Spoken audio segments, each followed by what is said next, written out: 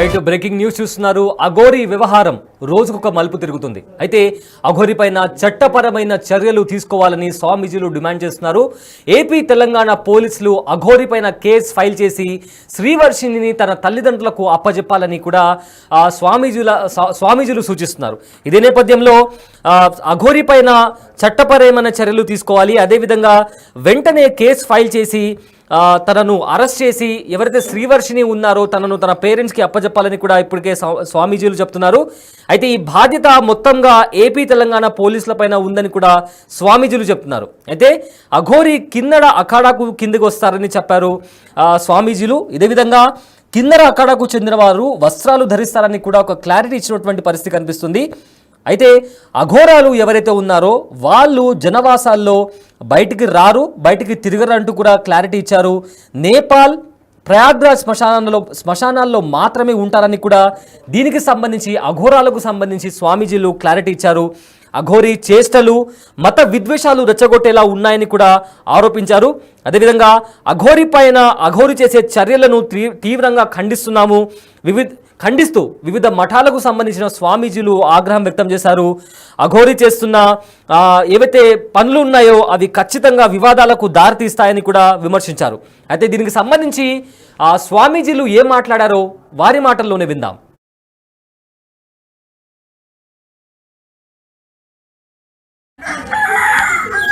శ్రీ జగదీశ్వరానంద స్వామి కోరుట్ల శ్రీ జగదీశ్వరాశ్రమం స్వామివారు శ్రీ శ్రీ శ్రీ కృష్ణానందగిరి స్వాముల వారు కృష్ణానందాశ్రమం గోరికొత్తపల్లి. శ్రీ శ్రీ శ్రీ ప్రబోధానంద స్వామి గారు గీతాశ్రమం సీతాధిపతి కొందనపల్లి.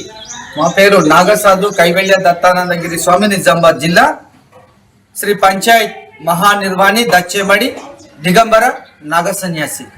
ఈ రోజుల్లో అల్లూరి శ్రీనివాస్ అని ఏదో పేరుంది, అఘోరి అనేటువంటి పేరుతో తిరుగుతూ ఉన్నటువంటి దిగంబరుడుగా ఆయన అంగాన్ని హాస్పిటల్ ద్వారా తొలగించుకున్నటువంటి కిన్నెర అంటారు వాళ్ళని. వాస్తవానికి ఈ క్రియ చేసుకున్నటువంటి కిన్నెరకు సంబంధించినటువంటి వాళ్ళు. కిన్నెర అఖాడా ఏదైతే ఉందో చాలా మంది చూస్తున్నాం మనం. కిన్నెర అఖాడా వాళ్ళు కూడా కిన్నెరలు ఈ అఖాడాలలో ఉంటే చీర జాకెట్ కట్టుకొని వాళ్ళ సంప్రదాయాన్ని గౌరవ మర్యాదలతో ఆచరిస్తున్నటువంటి విధానము కిన్నెర అఘోరా అఖాడాకు సంబంధించినటువంటి వాళ్ళు ఉన్నాయి ఉత్తర భారతంలో.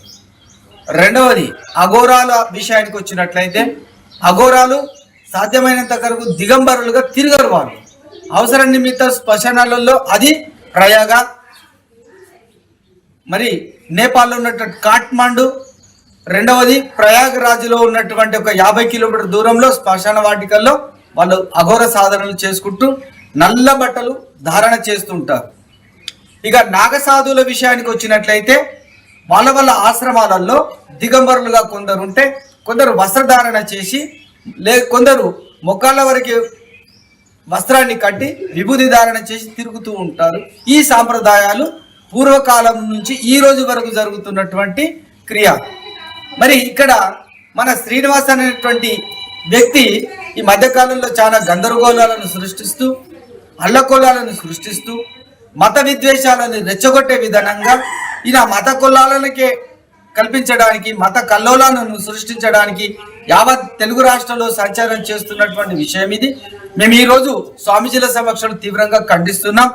ఆయన పట్ల చేస్తున్నటువంటి అకృత్యాలు వివాదాలకే మూల కారణమై తోటి స్వామీజీల, పీఠాధిపతుల, మఠాధిపతుల విలువలను మంటగల్పించడానికి ఒక మత విద్వేషకుడిగా ప్రేరేపణ కలిగించి ఎవరి ద్వారా వచ్చి తిరిగాడుతున్నటువంటి ఈ శ్రీనివాస్ గారు మరి పోలీసు యంత్రాంగం ఎందుకు చర్యలు తీసుకోవట్లేదో అర్థం కావట్లేదు. ఎక్కడ పడితే అక్కడ భయభ్రాంతులకు గురి చేస్తూ తంత్ర విద్యలు ఉన్నాయని, ఆ విద్యలు ఉన్నాయని జనాన్ని భయపట్టిస్తూ తప్పుదో పట్టిస్తున్నటువంటి ఈ శ్రీనివాస్ ఈరోజు వర్షిని జీవితాన్ని సర్వనాశనం చేస్తూ ఉన్న గవర్నమెంట్ స్పందించడం లేదు.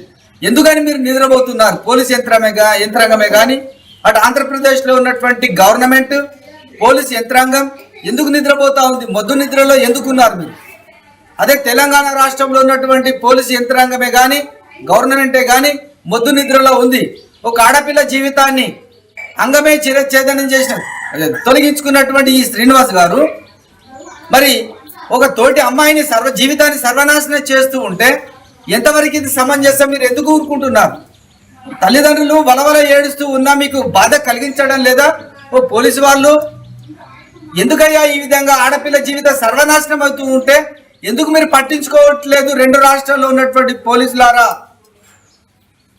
మా తోటి సాధువుల యొక్క విలువలు కూడా ఖరాబ్ చేస్తున్నా, మత విద్వేషాలు రెచ్చగొట్టి ప్రవర్తిస్తూ ఉన్నా మీరు చర్యలు తీసుకోవట్లేదు. కారణం ఏంటి మాకు కూడా అర్థం కావట్లేదు.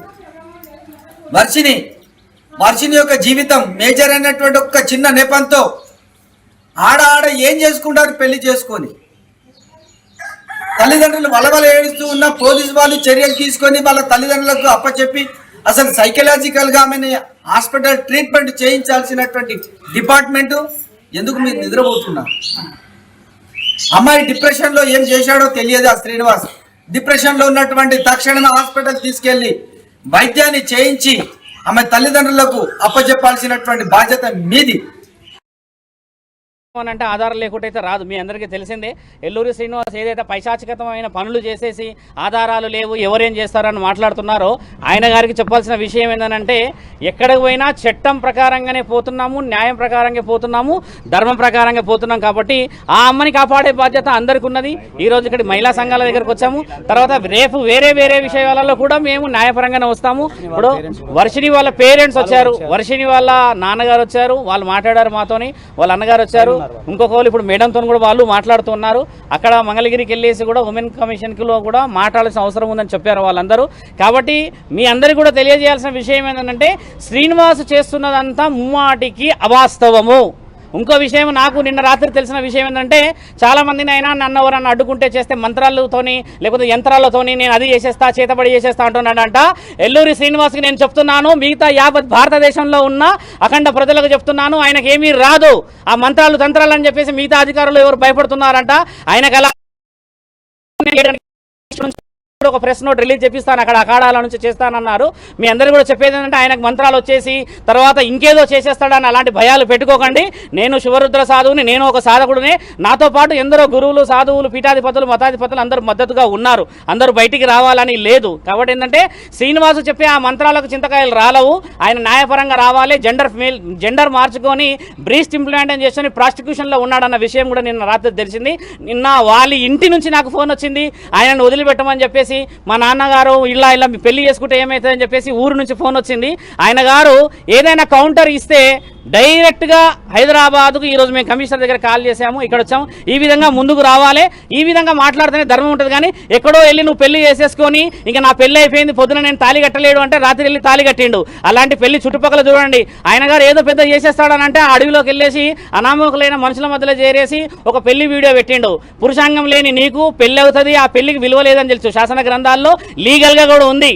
ఒక పురుషుడి యొక్క అంగానికి విలువ లేకపోతే చట్టపరంగా ఎలాంటి మర్యాదలు ఉంటాయో తెలుస్తుంది. నీకు అంగం లేదు అలా అని చెప్పేసి యోని లేదు, నువ్వు నిర్ణయించుకున్నావు. కాబట్టి ఆ అమ్మాయి వర్షిని జీవితాన్ని సర్వనాశనం పట్టిస్తున్నావు. ఇకనైనా నువ్వు మేల్కోకపోతే నీకు రావాల్సిన రోజుల్లో కావాల్సిన మర్యాదలు చట్టపరంగా అవుతాయి. ఒక స్త్రీ ఈ రోజు బయటకు వచ్చింది, గుర్తుపెట్టుకో, నీ పతనం మొదలైంది. శ్రీనివాస్, నువ్వు ఎక్కడో ఉండేసి గాలిలో పెడుతున్నావు కదా మేడలు, నేను ఆశ్రమం కట్టుకుంటున్నా, నేను అది చేస్తున్నా అంటున్నావు కదా. శివరుద్ర సాధువు నేను మాటిస్తున్నా, ఆశ్రమం నువ్వు ఎలా కడతావో నేను చూస్తా. ధర్మం అనేది ఇంకా బతికి ఉన్నది కదా. సాధు సంతులందరినీ ఏకం చేసి నీ పతనం పట్టకపోతే నా పేరు శివరుద్ర సాధువు కాదు. అఘోరా తత్వం వేసుకొని, జుట్టు వేసుకొని, రుద్రాక్షలు వేసుకొని, చితాభస్మం వేసుకొని నా తండ్రి పేరును అపవాద చేస్తే ఊరుకునే ప్రసక్తే లేదు. నీ రుద్రాక్షలు నేను దింపకపోతే నా పేరు శివరుద్ర సాధువు అనేది మార్చుకుంటా. ఆ అమ్మాయి ఈరోజు బయటకు వచ్చింది కేవలం ఒక భక్తుని, ఒక ధర్మాన్ని మీరు అందరూ ఉంటారని చెప్పేసి కదా. ఆ అమ్మాయి కూడా నేను మాటిచ్చాను, వారం నుంచి 10 రోజుల్లో ఆయనకు సంబంధించిన వివరణలు అందించి చట్టపరంగా ముందుకెళ్తామని చెప్పేసి ఇప్పుడు ఆజాద్ గారు కూడా వచ్చారు. ఈ ఆజాద్ గారు మాట్లాడింది చట్టపరంగా రావాలని చెప్పి. ఏదైనా కూడా ఎంత వివరంగా మేము చెప్తున్నాము, నీకేంది ధైర్యం లేక ఎక్కడో గుహల్లోకి వెళ్ళి చెట్లలోకి వెళ్ళి వీడియోలు పెడుతున్నావు కదా. లైవ్గా వచ్చి మాట్లాడమంటే కొందరు వ్యక్తులతో మాట్లాడుతున్నావు, డిబేట్కి ఎందుకు రావట్లేదు? ప్రశ్న జవాబులు ఇచ్చడానికి ఓపిక లేదా నీకు? ఆ అమ్మాయిని మోసం చేస్తున్నావు. అభంశుభం తెలియ ఆ తల్లిదండ్రులు నేను రాగానే కాళ్ళ మీద పడి ఎంత ఏడుస్తున్నాడు ఆయన. నిన్న నైట్ వాళ్ళ అమ్మకి అక్కడ ఫిట్స్ వచ్చిందంట ఆ పెళ్లి వీడియో చూసేసి. ఇలాంటి వాళ్ళ ఉసురు ముట్టి వస్తావు నువ్వు, గుర్తుపెట్టుకో. నిన్ను కన్న తల్లిదండ్రుల ఏలూరి శ్రీనివాస్ అని చెప్పేసి నీ ఊర్లో నీకు విలువ లేదు, అక్కడ బహిష్కరణ చేశారు. ఆ లింగ మార్పిడి చేసుకున్నావు, అన్నావు, అక్కడ బతకలేకపోయావు. ఇక్కడ శివతత్వం అన్నావు, ఇక్కడ బతకలేకపోయావు. ఎందుకు మానవ జన్మెత్తినావు నువ్వు? అర్థం పర్థం లేని వీడియోలు ఇచ్చి అర్థం పర్థం ఇచ్చి ఏం ఫేమ్ అవుతున్నావు అనుకుంటున్నావు? బాగా గుర్తుపెట్టుకో, నువ్వు చేస్తున్న అంత అధర్మమైన పనులు. ఈ రోజు అందరూ వస్తున్నారు బయటికి, ఎక్కడెక్కడో కేసులు నీ మీద మొదలవుతున్నాయంటే నీ పతనం మొదలైంది. విచ్చలవిడిగా నువ్వు వీడియోలు చేసేసి దూరం ఉన్నా అని చెప్పేసి ఏదైతే విర్రవీగుతున్నావో భూమినే ఉన్నావు. గుర్తుపెట్టుకో, ఈ రోజు కాకపోతే రేపటి రోజు ఖచ్చితంగా దొరుకుతావు నువ్వు. దానికి సమాధానం ఈ స్త్రీ చెప్పడానికి ఆ కుటుంబం అంతా సిద్ధంగా ఉన్నది, అక్కడ ఇంకో కుటుంబం అంతా సిద్ధంగా ఉన్నది. శివరుద్ర సాధువుకు నువ్వు సమాధానం చెప్పాల్సిన అవసరం లేదు, అడ్వకేట్ గారికి సమాధానం చెప్పాల్సిన అవసరం లేదు. కానీ నీవు శరీరకంగా వాడుకున్న అమ్మాయిలకి మాత్రం సమాధానం ఆ కుటుంబానికి చెప్పే బాధ్యత ఉంది. నేను కూడా నిన్ను ఆ సాధు లక్షణం నుంచి కిందికి దింపకపోతే ఈ వారం 10 రోజులలో ఎక్కడికైతే అక్కడికి నేను సిద్ధమే. నీలాగా మాటలు వదిలేయడం నాకు రాదు. ముందుకు వచ్చిన తర్వాత ఏం మాట్లాడాలో, ఎలా నిర్ణయాలు తీసుకోవాలో నాకు తెలుసు. చట్టపరంగా పోతాను కాబట్టి నేను సాధువునయ్యాను. నువ్వు అఘోరి అని పేరు పెట్టుకుంటున్నావు కదా, అసలైన అఘోరాలు వస్తున్నారు. వచ్చినప్పుడు వాళ్ళ చేతుల నీకు గుండు గీపియకపోతే, నేను చెప్తున్నా కదా, ఈ సనాతన ధర్మాన్ని గెలిపియకపోతే నేను నా తండ్రి పరమశివుడి మీద ఆనేసి చెప్తున్నా, నీ పతనం మొదలైంది శ్రీనివాస్. ఆ అమ్మతో కూడా మీరందరూ మీడియా వాళ్ళు లీగల్గా మాట్లాడండి, లీగల్గా చేయండి. ఆ అమ్మాయిని కాపాడే బాధ్యత అందరి మీద ఉన్నది. శ్రీ జగదీశ్వరానంద స్వామి కోరుట్ల శ్రీ జగదీశ్వరాశ్రమం స్వామివారు శ్రీ శ్రీ శ్రీ కృష్ణానందగిరి స్వాముల వారు కృష్ణానందాశ్రమం గోరికొత్తపల్లి. శ్రీ శ్రీ శ్రీ ప్రబోధానంద స్వామి గారు గీతాశ్రమ పీఠాధిపతి కొందనపల్లి. మా పేరు నాగసాధు కైవల్య దత్తానందగిరి స్వామి, నిజామాబాద్ జిల్లా. శ్రీ పంచాయత్ మహానిర్వాణి దచ్చేమడి దిగంబర నాగ సన్యాసి. ఈ రోజుల్లో అల్లూరి శ్రీనివాస్ అని ఏదో పేరుంది, అఘోరి అనేటువంటి పేరుతో తిరుగుతూ ఉన్నటువంటి దిగంబరుడుగా ఆయన అంగాన్ని హాస్పిటల్ ద్వారా తొలగించుకున్నటువంటి కిన్నెర అంటారు వాళ్ళని. వాస్తవానికి ఈ క్రియ చేసుకున్నటువంటి కిన్నెరకు సంబంధించినటువంటి వాళ్ళు. కిన్నెర అఖాడ ఏదైతే ఉందో చాలా మంది చూస్తున్నాం మనం. కిన్నెర అఖాడ వాళ్ళు కూడా కిన్నెరలు ఈ అఖాడలలో ఉంటే చీర జాకెట్ కట్టుకొని వాళ్ళ సంప్రదాయాన్ని గౌరవ మర్యాదలతో ఆచరిస్తున్నటువంటి విధానము కిన్నెర అఘోర అఖాడకు సంబంధించినటువంటి వాళ్ళు ఉన్నాయి ఉత్తర భారతంలో. రెండవది అఘోరాల విషయానికి వచ్చినట్లయితే అఘోరాలు సాధ్యమైనంత వరకు దిగంబరులుగా తిరగరు. వాళ్ళు అవసరం నిమిత్త శ్మశానాలలో, అది ప్రయాగ, మరి నేపాల్లో ఉన్నటువంటి కాఠ్మండు, రెండవది ప్రయాగరాజ్లో ఉన్నటువంటి ఒక 50 కిలోమీటర్ దూరంలో శ్మశాన వాటికల్లో వాళ్ళు అఘోర సాధనలు చేసుకుంటూ నల్ల బట్టలు ధారణ చేస్తుంటారు.